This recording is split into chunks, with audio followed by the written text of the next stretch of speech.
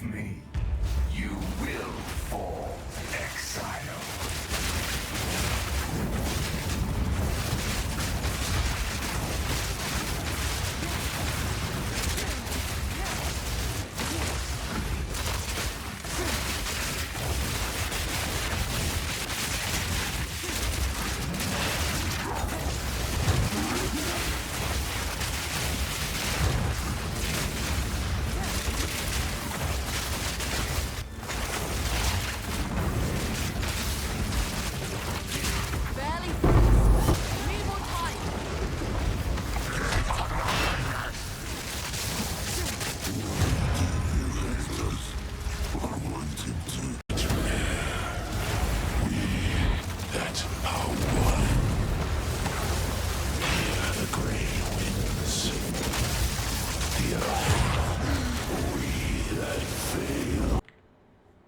Welcome, Exiles. It's been a while. I skipped making any videos during 0.2, but I am back to introduce my new and improved Bonestorm Deadeye. I'm going to gloss over a lot of the specifics that I went over in my original guide, but I will summarize some key points. As a reminder, Deadeye allows us to hit a cast speed breakpoint, which allows us to gear a lot easier. This is mostly due to the Endless Munitions passive, which gives us an extra projectile. That, coupled with either Scattershot or Xesht runes in the endgame, allows us to push an important breakpoint for Bonestorm of 4 projectiles. This means that the Deadeye can cast Bonestorm a lot more efficiently than any other class. Bonestorm has some trouble clearing by itself. In the past, we used the Snake Pit unique ring to give us forks for our Ricochet, but that interaction no longer works as of 0.2. Instead, now we will use the Fork Gem itself, along with Ricochet and Power Charges, to allow us to clear with the spell. We can still shotgun bosses using Ricochet, and that gives us a huge boost to our single target. The testing for this can be seen in my previous build guide if you would like to see how it works. We've also got some new tech to use this time around. Mana Tempest being changed to empower any mana costing skill has actually significantly increased our clear and single target. It gives us additional splits and lightning damage. Zenith 2 is also recouping more mana than it currently should and is helping us really deal with our mana costs. There are some easy tweaks to still work around this mana cost if this is fixed in League, but I don't think it will be fixed this time around. Called Shots with Voltaic Mark and Armor Break, also a huge boon to this build, and Xesht runes replacing multi-shot in the endgame are going to be a huge damage boost for us as well. I should preface that I will be showing my more endgame version of the build, but it is still very possible to beat all T3 content very easily with the cheaper version of this build. My first version had Combat Frenzy with Resonance, Charge Regulation, and was using a staff in order to easily access 2 sockets for the Xesht runes. The endgame version is going to be a cast on crit spark version using a wand and a focus. So let's go ahead and go over the skills here. Called Shots, we've got Voltaic Mark. This is amazing. It's great for clear, it's great for single target. While you're leveling, really carries Bonestorm. The main use here is for Mark for Death, allows us to break armor on bosses, and also just increase shock effect. Really, really strong. We're using Magnified Area just to try to hit more things, really. And Overabundance and Prolonged Duration. This just allows us to actually mark a new target every 4 seconds. I've tried buffing the damage on it, I've done Living Lightning, pretty much anything works. It's really just there for the core of the shock and the armor break. Sigil of Power, we've got Second Wind, Cooldown Recovery, Magnified Area, and Prolonged Duration. Really just looking to set it and forget it whenever we need to. Bonestorm. We've got Ricochet, Ricochet 2 specifically, Fork, Zenith 2, this is what's allowing us to recoup all that mana. Like I said, it is a bug, and if it gets fixed, we do have some workarounds, but as it stands, very strong. considered casting. The less cast speed isn't too big of a deal because when we take off multi-shot, we are removing that less cast speed, so it's pretty much the same as it was before, except for instead of less damage, you get more damage. Deliberation, again, once you get one tap Bonestorm going, you're not really dealing with the movement penalty all that much, so just 20% more damage.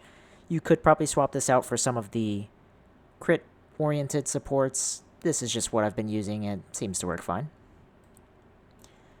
Cast on crit, we've got Spark.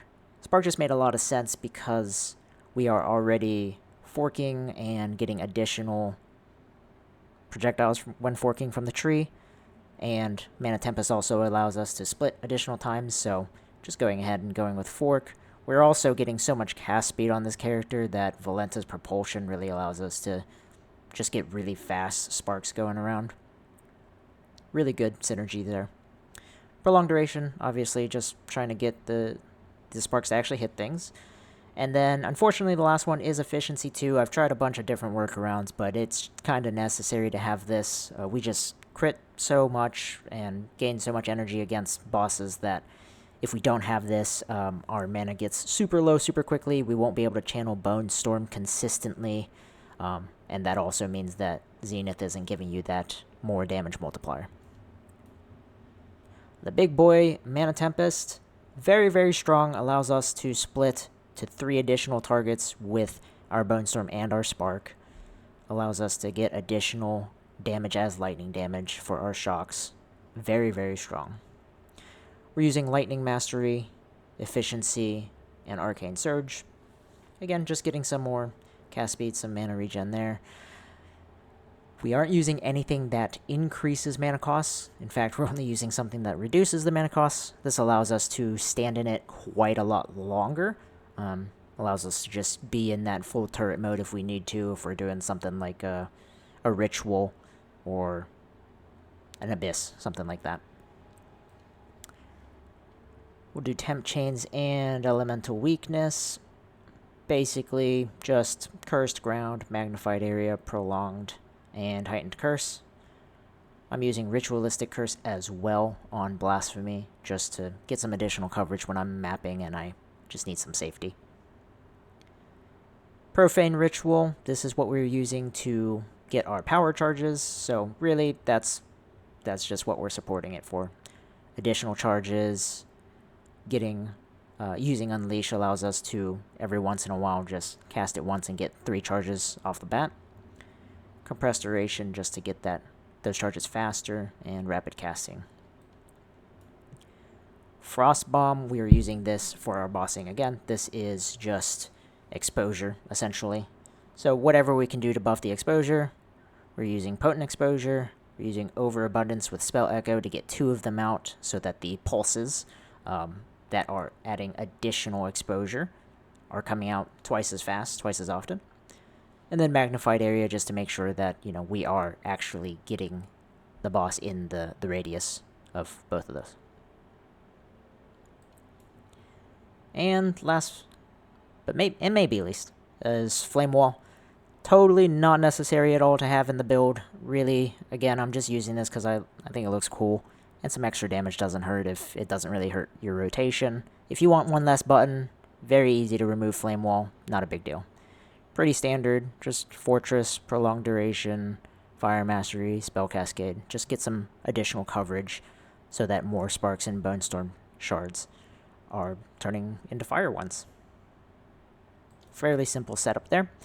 If you are not using the cast on crit version, you would be going for Combat Frenzy to get your charges from the pins, and you would also have to take Resonance to make sure that those frenzy charges are turned into power charges. And we'd also be using charge regulation. When I was doing that, I was still using Profane Ritual that allows you to just get endurance charges instead, which allow you to bolster your energy shield even higher. It's very nice to have, but once you're able to get cast on crit going, it is a lot more clear. So you don't have to worry too much about stragglers that often, and then the single target does go up quite a bit as well. We are dealing with a little bit less crit chance, a little bit less cast speed when we do have frenzy charges, and a little bit less ES as well. But I think the trade-off is well worth it. Also, just really adds to the theme of this being a lightning, mana tempest, Bonestorm. Our general mapping rotation is going to be cycling between Profane Ritual for power charge generation and Mana Tempest for additional splits and lightning damage.